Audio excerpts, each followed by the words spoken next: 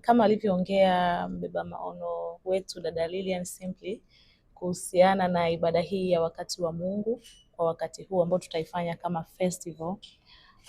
Tumepata theme ambayo inakwenda kwa jina la wakati wa Mungu Season 4 Festival. Mungu ametuhurumia.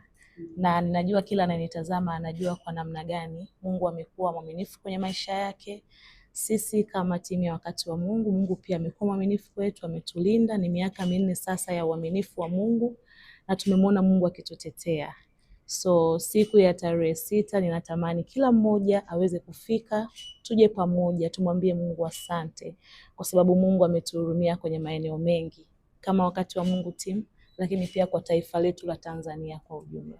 Kwa hiyo niwapende kuwakaribisha sana wote ambao mnanitazama, karibuni sana.